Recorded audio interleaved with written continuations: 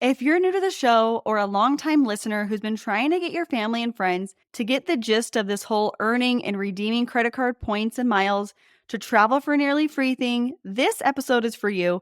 Today, we're taking it back to the basics. Welcome to Points Talk with the Travel Mom Squad. We are three moms who've discovered how to leverage credit card welcome offers to get hundreds of thousands of dollars of travel expenses for nearly free. We've used credit card points and miles to take vacations to places like Hawaii, Paris, Greece, Maldives, Japan, and so much more. And the best part, we each still have 800 plus credit scores. Imagine being able to take the vacation of your dreams for nearly free. It's totally possible, and we're here to show you how. Hey, I'm Alex. And I'm Pam, Alex's mom. And I'm Jess. Let's talk points. It's been a while since we covered the basics of the points and miles game, so today we thought it was time for a refresher. There are some misconceptions out there about opening credit cards and earning points for nearly free travel, so let's start out with what this is not. So we are not opening a credit card, spending tons and tons of money on them each month. We get a lot of people in our emails and DMs who say like, oh my gosh, you earned 1 million points. You must have spent $1 million. And that could not be further from the truth. We would not be successful in this if we were requiring people to spend $1 million to earn these points. The other thing is we aren't rich. We don't have millions of dollars to spend, and that's why we got into this hobby. If we had millions of dollars, we wouldn't need credit card points and miles. We would just pay cash for all our trips, and it would be a drop in the bucket. So we're not rich. We don't have millions of dollars. That is not how we're earning millions of points. In actuality, besides some of the annual fees that we pay, which we're going to cover in a bit, and you're going to see that a lot of the benefits and the welcome offers that we get outweigh those annual fees, you should not be spending more money than you currently do in order to earn these points and miles. So you are treating your credit card like a debit card, and you are spending money that you have. If that's going to be a slippery slope for you and you're not going to be able to pay off your balance in full each month, then this is probably not a hobby that you want to get into at this time until you are in a position to be able to do that. So Pam is going to explain a little bit more what I mean by that and what we actually do. Okay, so first of all, banks are competing with all of us to get as customers. And so in order to get us to sign up for their credit cards, they will offer a bonus. And they hope that by offering that bonus, we'll sign up for their credit card. To be honest, they're hoping that we're not very good consumers. They're hoping that they make money on us through the interest, which, of course, we've already said we never pay because we pay our credit cards off in full and on time every month. But so they're offering a bonus. So that would be something like this. If you sign up for my card, I'm going to give you 60,000 points, but you have to spend $4,000 in 3 months. Now, that minimum spend is that $4,000 that you have to spend. And we spend it not by going out, like Jess said, aren't out there buying Gucci handbags or anything. We're spending that through all of our normal everyday expenses. Like we're spending it on our groceries and our insurance and gas, all these things that we have to spend money on anyway. Every single one of us has to spend a lot of money just to live, survive in this world, and we might as well be rewarded for it. So we meet that minimum spend of $4,000 in 3 months. The bank gives us those 60,000 points, and we turn around and we take those 60,000 points and we use those points for free hotel stays or flights. Yeah, so I think most people, when they hear about using points and miles, they do what my mom has dubbed the slow burn, where you have one credit card. You're using that credit card for all your expenses and you're slowly racking up points. So that's how each of one of us started. Mom, you started with the United card. My husband and I had a Southwest card. He had it. I was his authorized user. Like things we don't do nowadays. But that worked decently well. Like, every couple years or once a year, we'd get one free flight. And that was pretty exciting whenever we'd get that free flight. But then we learned about credit card welcome offers and how we could really leverage those and earn even more points. And so what you're doing is if you're already doing the slow burn method, that is great. You're off to a really great start. But what we do is we take that to the next level. So if you take two people, you have one person who's doing the slow burn method, and then you have one person who's doing what we do, and they open up a card every few months. These two people, they have the same amount of expenses. They're spending the same amount of money each month.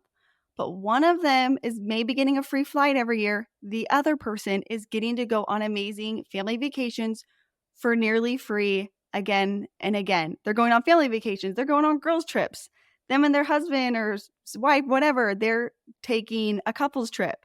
So you're just getting so much more reward and you're not spending any more money than you were before. I think one of the barriers for people is they have this mental block like, okay, but aren't I going to run out of cards to open eventually? You know, if I'm opening 3 or 4 cards a year, which is what we recommend when you're just starting out, we've now graduated to opening a little bit more than that, but we've been doing this a long time. So when you're first starting out, maybe you open 3 to 4 cards a year. Number one, you will not run out of cards to open. We have not run out of cards to open, and we've been doing this for 8+ years. But number two, even if you did run out of cards, even if you only got 1 or 2 years worth of free travel, isn't that better than zero? Like, isn't 1 year or 2 years of free travel better than no free travel? It's not going to be the case. You're going to get into it. You're going to become addicted like we have, and you're going to travel nearly free for the rest of your life. But even if you don't, isn't it worth it just for a year or two to travel for nearly free? So I encourage you not to let the what ifs get in the way of like getting started. Because I think all three of us wish we had started sooner and we can't. You know, I wish I started before I got married. I could have had a amazing free honeymoon. You know, I wish I started before I had my daughter and I could have paid my hospital bills with credit cards. I can't get that time back. I can't go back in time and change those things. But like, I'm so glad I started when I did, you know?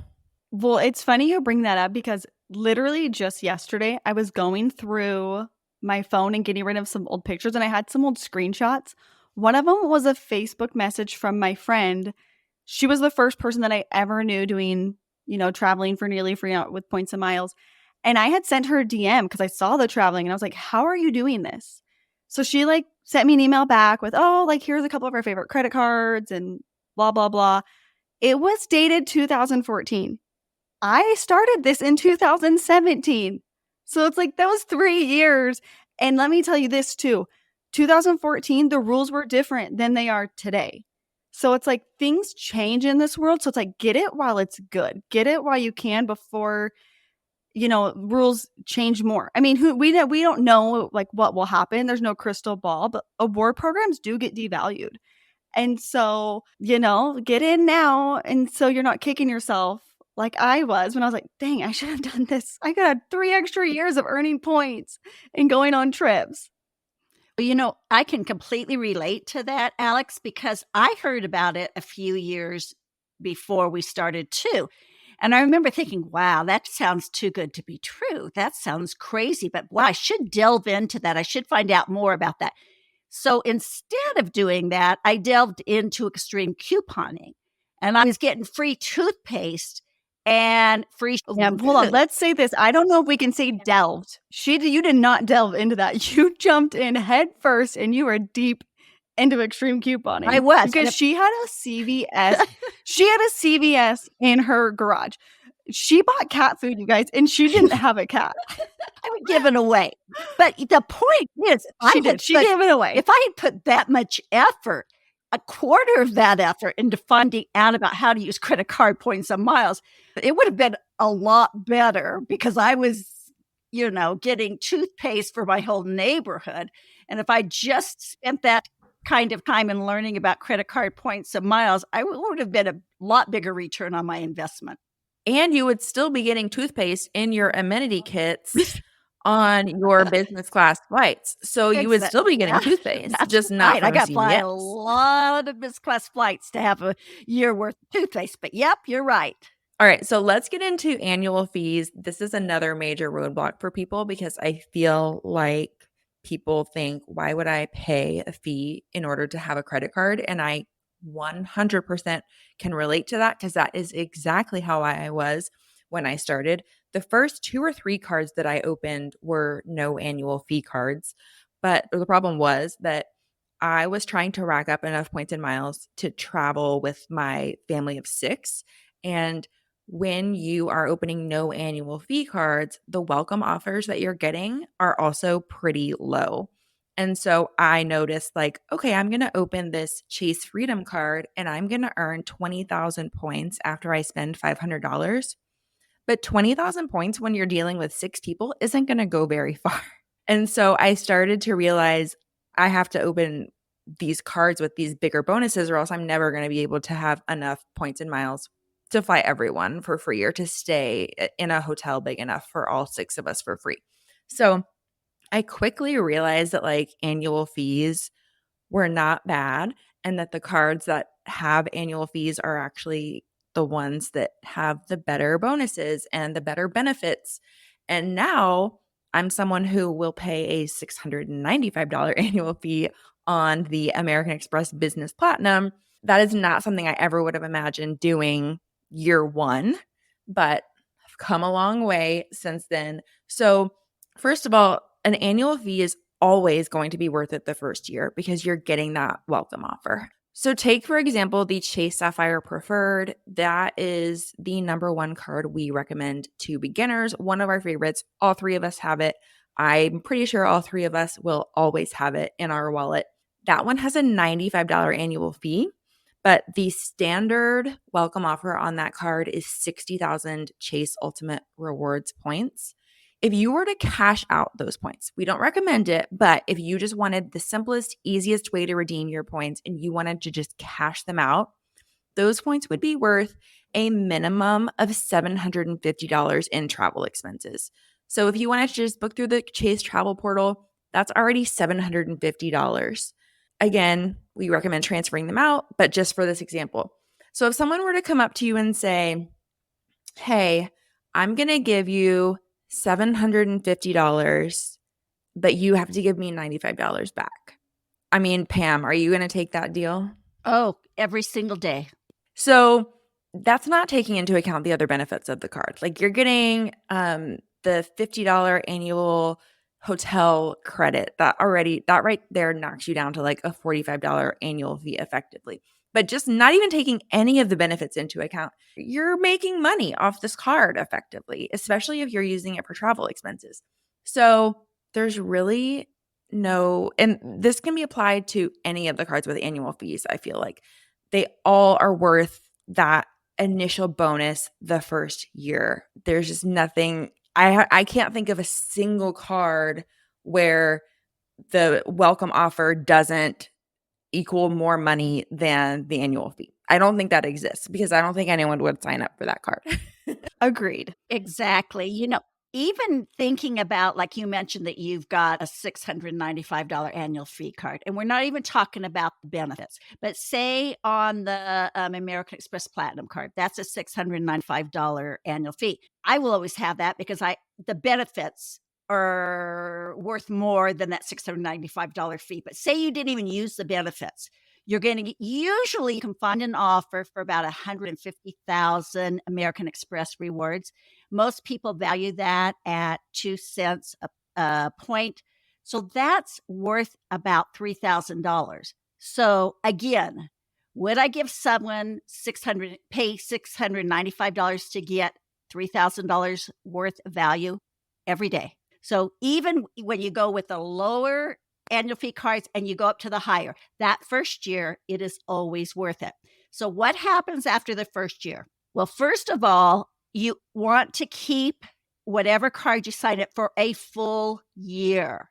If you cancel before that full year, it's a real red flag to the banks, and they may not want to approve you for other cards, especially for American Express. They will actually take back your points, or they will claw them back. There was one time I thought I had figured out, my full year, and I went and called, was doing a chat saying I wanted to cancel it, and they said, well, it hasn't been a full year. We'll have to take back those points. I was like, oh no, I've changed my mind. So, really important. Keep it that first year. When that annual fee posts, you've got 30 days to decide what you want to do. And there's 3 decisions that you can make. So you've got that 30 days to evaluate your card. First of all, you're going to keep the card maybe. Maybe it's worth the fee because the benefits are worth keeping the card for. For instance, the Personal Hyatt card has a $95 annual fee, but it comes with an annual free night certificate. Now, I can always use that certificate to stay at a Hyatt hotel that's worth at least $200. So for me, it's worth it to pay that $95 and get that huge discount. Basically, I'm getting at least a 50% discount. Sometimes I can stay at a $300 a night hotel. So if it's worth the fee, if the benefits outweigh the fee, then we keep the card. Okay, then the other thing you can do is you can downgrade the card. So say you have an annual fee card and you're not seeing the need or the value of the card, or you want to get the bonus skin. Maybe it's the card that we talked about previously, our favorite card, the Chase Sapphire Preferred card. You can get that bonus every 48 months from when you got the bonus initially. So you might want to downgrade that card to say like a Freedom Flex and then reapply for the Chase Sapphire Preferred again. Or maybe if it's a different card, you just want to downgrade. I know that with United, they have is it called the Gateway card, you guys? I don't actually use it. Yes. So you can downgrade from, say, the Explorer card to the Gateway card, and then you still keep the ability to get those Saver Awards on United, which is huge. Great savings when you do that. So maybe you don't want to keep it. You don't want to cancel it. You just don't want the annual fee. So you look at downgrading it. And then the other option is to cancel the card. Maybe there's not an option to downgrade it. Maybe the card just isn't worth the annual fee anymore. And so you decide that you're just going to cancel it. Now, one card that we really loved for a while was the Hilton Business Card because it came with a free night certificate that we could use at really great places. And they just got rid of that. And so all 3 of us got it a year ago. And I think all 3 of us are going to be canceling it because the benefit just isn't worth keeping it anymore. So that's kind of what you do. 3 options after your first year. When that annual fee posts, evaluate what you want to do. Are you going to keep the card? Are you going to downgrade the card? Or are you going to cancel the card? And to be honest, probably none of us cancel a lot of them. I say we probably cancel maybe out of all the cards. And like I said, we all have a substantial number of credit cards. We probably don't cancel more than 1 or 2 a year. So we usually can find a way that it's worth the benefit, or we can downgrade them. Yeah, and what I'm going to say kind of relates to that, but I want to just reiterate that this is a marathon, not a sprint. If you want to do this for the long term, you can't really come out guns blazing, because I feel like there are people like me who are like very skeptical and just kind of dip their toe in and then get really into it. But there are people who hear about this and they get really excited and they decide to open like 4 cards in their first month of doing this. And then they decide to just meet the minimum spend and suddenly get their points and just cancel all their cards. And I highly discourage you from doing that. You want to pace yourself. You want to make sure you can hit these minimum spends. You want to make sure that you can pay off your card every month. And you don't want to be constantly opening and closing cards, because that is like number 1 red flag to a bank that like you're gaming the system and you're not really a profitable customer to them. So slow and steady wins the race when it comes to points and miles. But you can go kind of fast. I mean, I'm pretty crazy. It's worked out for me. Pam, you were kind of crazy, but you weren't closing cards. Like Jess was saying, you weren't opening and closing. You were just opening. I wasn't closing, but I was opening a lot. But we do say, like, because I know people are probably wondering, this is a question we get a lot, is how often should we open cards? When you're just starting out, like for myself, when I started out, I did every 90 days, but I would also rotate that with like I myself would open cards in my name every 90 days, give or take. But between that, if we hit the minimum spend quicker, then I'd have my husband get a card. So we were naturally, and when I couldn't meet the minimum spend that fast.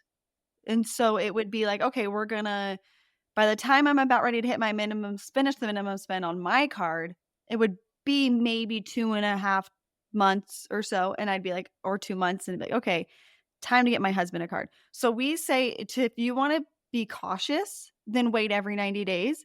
Now that we've been doing this longer, we often will wait like 30 days at a minimum. Sometimes it'll be 45, sometimes it's 60, sometimes it's 70, 80, 90, and sometimes it's 90. So it really just varies. But when we started off a little slower and then kind of built up to that.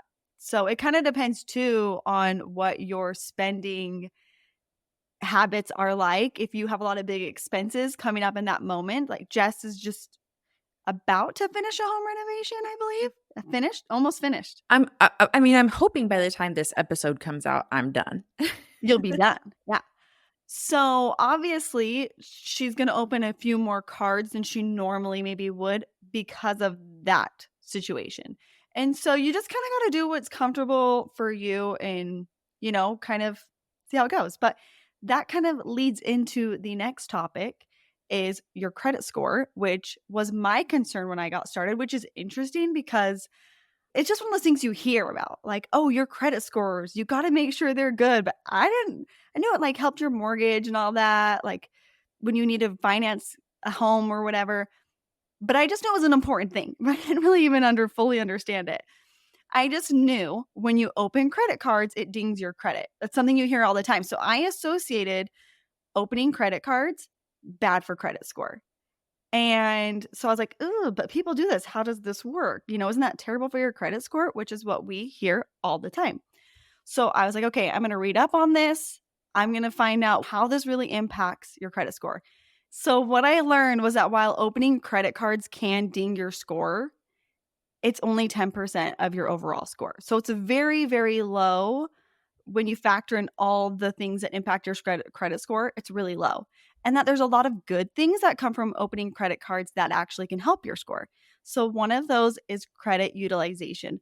So this is 30% of your credit score. So it's a much higher impact than opening credit cards. And your credit utilization is the amount of your overall credit that you're using. So by having a lot of credit cards, you have a lot of available credit. So it looks better than if you just have one credit card, you're putting all your expenses on, you're carrying a high balance, you're spending a lot on it. Because I have a lot of credit cards, my credit utilization score is really, really good. So the other thing is payment history. That's the biggest factor in your credit score, and that's 35%. You, as the credit card holder, are 100% in control of that portion of your credit score. So as long as you're paying off your cards, you will score really well in this. So we highly recommend you pay your cards off on time. You don't carry high balances. We highly recommend you pay them off in full and you don't. So me personally, we get questions about this too. People are like, well, does that mean I pay like the entire card off every month? Do I pay the statement balance? What do I do here? Do whatever works for you. I pay my statement balance. So as long as you're paying your statement balance, you will not have to pay any interest. So if you are paying interest on your credit cards, then you're not really getting nearly free travel because these credit cards have really high interest rates. So it's really important to just pay them off on time, pay them off the full balance or the statement balance, whatever works for you. And yeah, then you should be good to go. That's in our situation, we have actually seen our credit scores go up by doing these things. I've actually had people ask me, like, but what's the interest rate on that card? And I'm like, I have no idea. I do not pay attention at all to interest rates when I am applying for a credit card because I know I'm just going to set it to auto pay my statement balance, like you said. So if you have to pause and think, should I open this card because of this interest rate? Then you probably shouldn't. I could not tell you what the interest rate on any of my cards is. I have way too many, but it's probably high. I mean, usually with consumer credit cards, it's like 20, 25%, But yeah, if an interest rate on a card gives you pause, figure that out before you get started. Because the last thing we want is a bunch of people getting into this and getting in over their heads and getting into debt and not being able to get themselves out of it. So let's move on to types of credit cards because not all credit cards are created equally. First, I'm going to start out with co-branded cards. Those might be some of the ones that you're most familiar with. So this is like a Southwest card, a Delta card, a United card, a Marriott card. It's basically a credit card that earns you specific miles or points for that airline or hotel. So if you have a United card and you put purchases on it, you're going to earn United miles. The downside of that is those miles are stuck with United. So this is what I did. This was my slow burn. I'm in Houston, which is a United hub. And so I had a United card and I just put everything on my United card.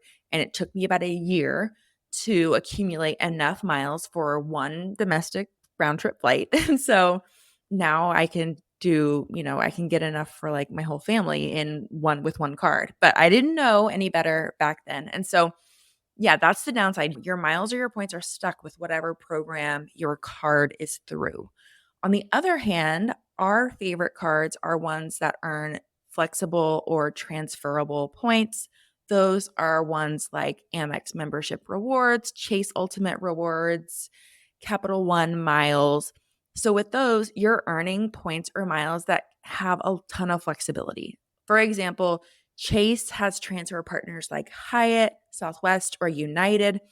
So when I'm spending money on my Chase Sapphire Preferred, it's like having a Hyatt card, a United card, a Southwest card all in one because I'm earning those points and then I can just choose whatever I want to do with them among the Chase transfer partners.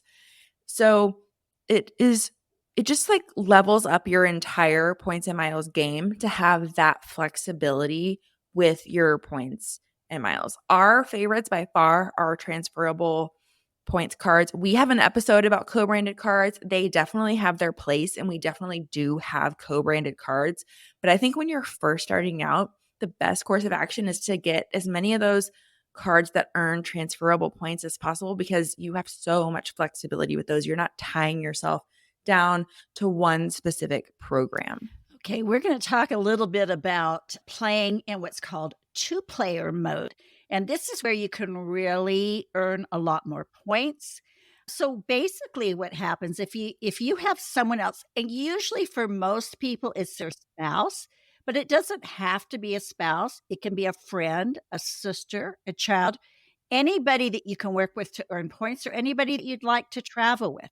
So basically, if I was to say I open up the Chase Sapphire Preferred card and I earn my 60K points, then I will refer my husband to the same card. And I will be able to get a referral bonus of 15K ultimate rewards. And so then he will open it and he'll get 60,000 points. And that way we have 135,000 points between us instead of the 120,000 points. So it just makes you be able to get points quicker and faster. Like I said, it doesn't have to be a spouse. Sometimes my second player or my third player, actually, because my husband's always my player too, but I have a player three. I have a friend who I travel with a lot, and I've referred her to cards. And I travel with her. So she's my player three.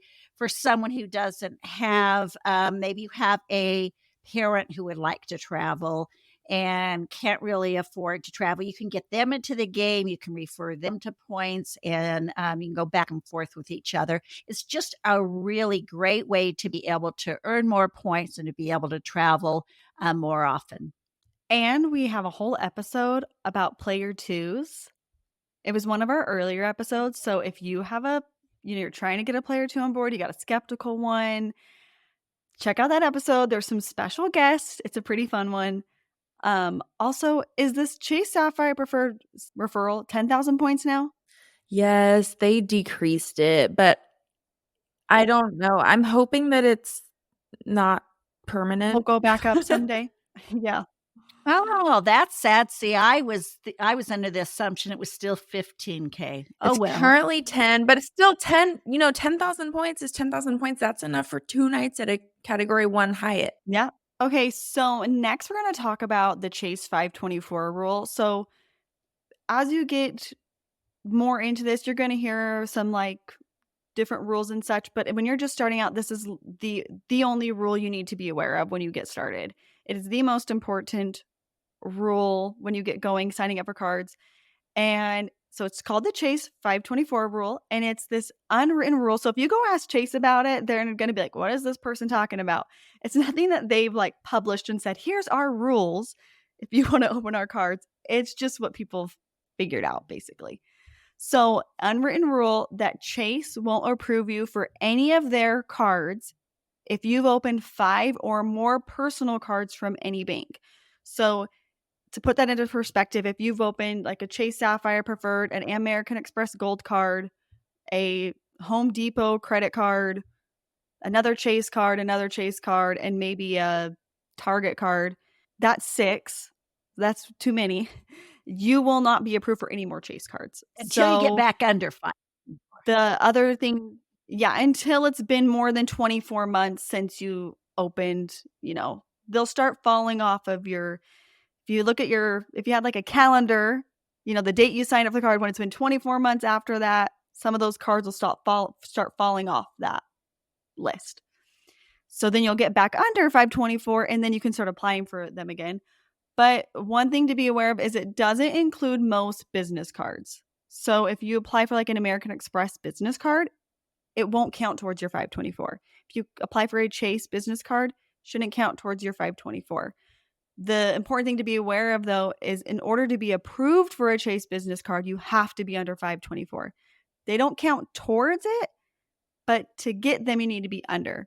So for this reason, we recommend starting with Chase cards. I mean, for a slew of reasons, one being that they typically have the best credit cards, but also so you can get all of those good credit cards before you go willy-nilly and start applying for a bunch of cards. So I don't think most people are going to have an issue with this when you're just getting started, but every now and then someone will be like, oh, I have an Old Navy card that I just got 2 months ago, and my husband got this card, and he made me an authorized user, and which that's another thing to point out is we don't make each other authorized users on cards because authorized user cards do count towards your 524 count. So we recommend that you start with Chase. Get the cards you want with them. We actually have a whole episode again on the cards that we would start with. I don't remember the name of the title. Where our strategies if we were just starting out, something like that. So in that episode, we each talk about these would be the first 5 cards. And they're not all Chase cards. You don't have to be like, oh, Chase 524. My first 5 personal cards all have to be Chase. They don't. You just want to make sure you get the ones that work for you before you start, that really like fit into your goals before you go and jump off and can't get them for 2 years. And you also want to make sure, like you said, that you're not opening a Gap card or a Home Depot card, because nothing is worse than taking up one of your 524 slots to save like 10% on your Gap purchase. I promise you that the rewards that you're going to earn from these cards that we recommend are going to be worth much more than 10% off your Gap order. So just don't open any cards. Tell your player to do not open a card. I had to tell my husband that at the beginning because he's one of those people who will just go to a store and they'll say, oh, do you want to open this card to save 15%? And he'll say, sure, even if it's just like a $20 order, And I'm like, do not open a credit card. Don't pass go. Like, just say no anytime anyone asks you if you want to open a credit card.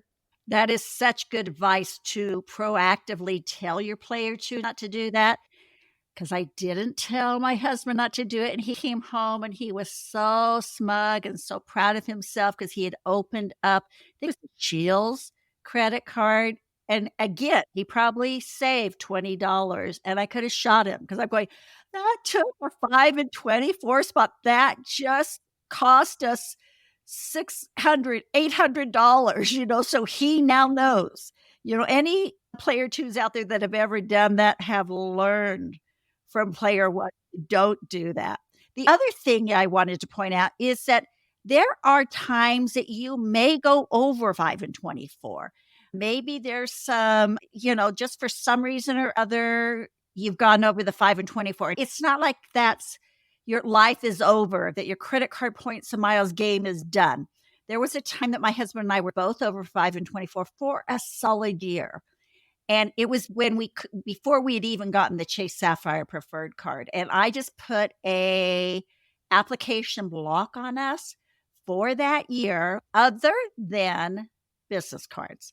So it wasn't like we weren't earning credit card points and miles. We still were. We just weren't able to get any Chase cards. And I'll tell you, I did a happy dance the day that we both got under 5 and 24 because Chase cards are the very best. They just have some of the best deals out there. It's not like the other ones don't have really good deals, but I just don't want to get where at least both of us are over 5 and 24 ever again. I like to have one of us be under 5 and 24. So in case that great deal comes out that we can jump on.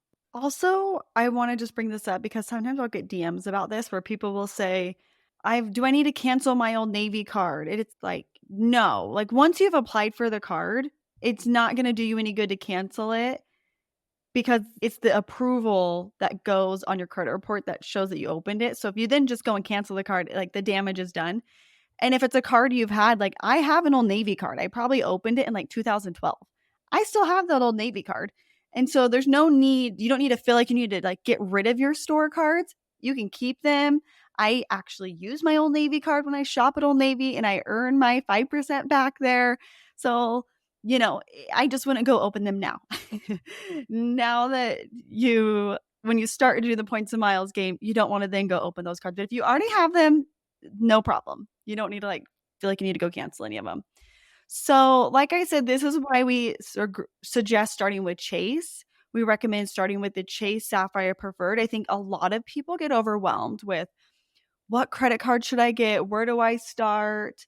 They get very overwhelmed with everything in this space, all the things to know. And I really think, and this is me talking to myself, I could go tell Alex from 2017, I would say, it's okay. Like, just take it slow. You don't need to know all the things. You can start slow and just get one card and see how that goes. Get the Chase Sapphire Preferred, learn how Chase Ultimate Rewards work. And then once you're feeling comfortable and you know that system, then you can go get some more cards. And so I feel like sometimes people feel like it's got to be all or nothing. I've got to go out guns blazing and get all the cards and get all my trips for nearly free, or I'm not doing any of it. And that couldn't be further from the truth. If you just want to open one card and see how this goes and get free flights for a trip, or if you're like, I'm going to get some points to take my family on a trip and we're just going to get the hotel and I'm going to buy our flights, that is fantastic. There's no right or wrong way to do this.